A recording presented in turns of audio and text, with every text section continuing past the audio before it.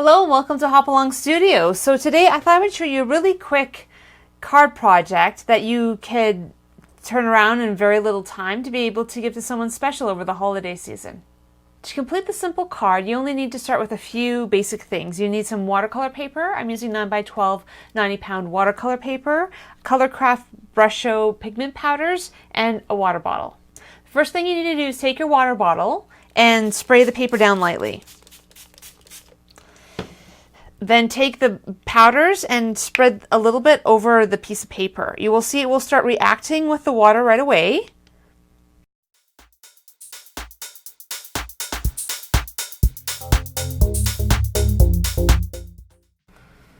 Once you've added your powder, the next thing to do is spray it down lightly.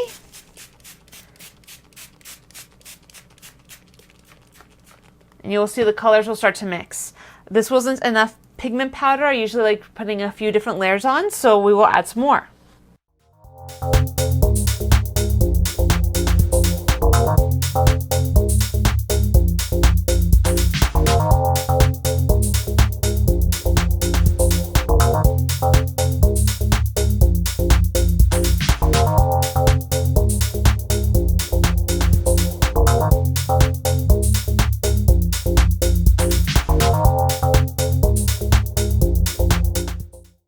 Sometimes move the paper around a little bit to get the colors to mix a little bit more.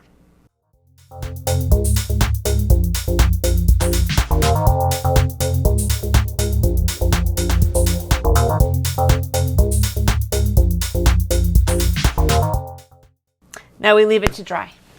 So after your paper is fully dried, the next thing you want to do is actually cut this down to size.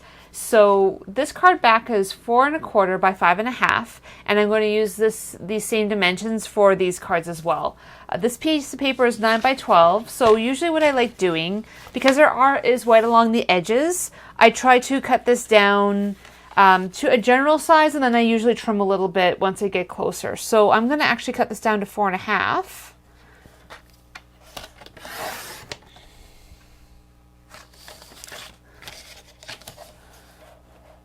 Those are both 4 1/2.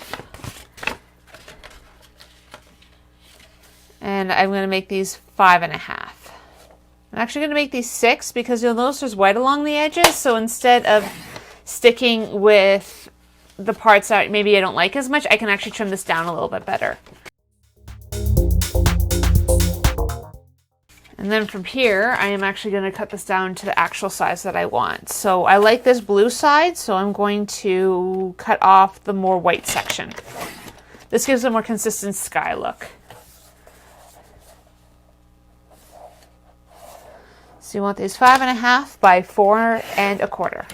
So once you finish cutting these down to size, the next thing to do is to add the tree stamp. I'm using the Tree Line Stamper's Anonymous Stamp Set for this project. Archival Ink, and a stamp pad. So I'm choosing this one to stamp first, and I don't like all the weight down here, so I'm actually going to stamp across that with the tree stamp. Attach stamp.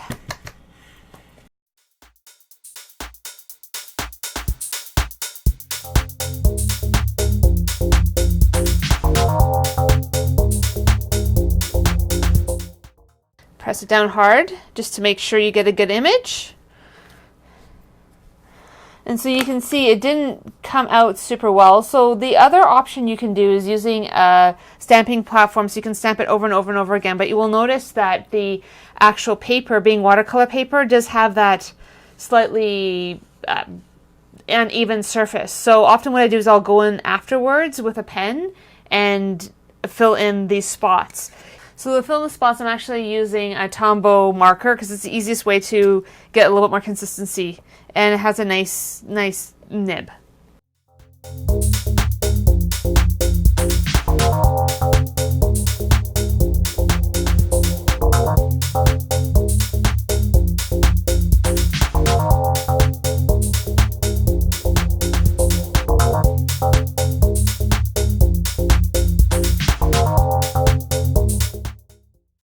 And there you go. So it doesn't take very long to actually clean up that image bit. The watercolor paper, because of the raised and lowered parts, are always going to have a little bit of spotting like that. So it's one of the things about using the watercolor paper to get the really interesting background is that you have to find a compromise with dealing with the stamping. Again, I've used stamping platforms before for this, and it has helped a bit.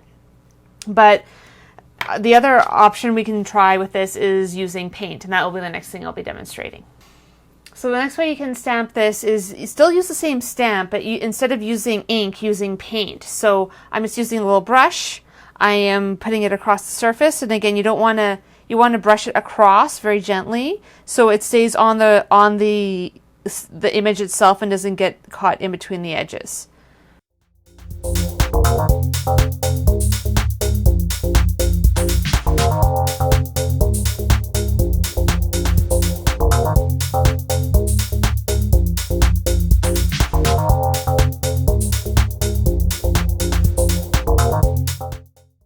So again, you still have a few spots, but again, it's a lot more even than using the ink. So you'll notice there's still a few spots that need to be filled in, but generally it's a lot better than using the ink.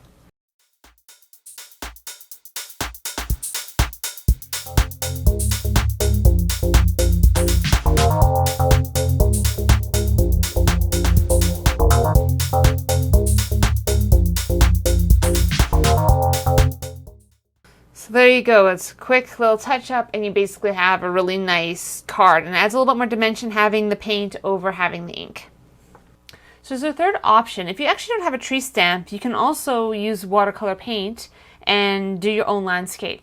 So I'm actually going to use some just straight black watercolor paint and paint in some trees.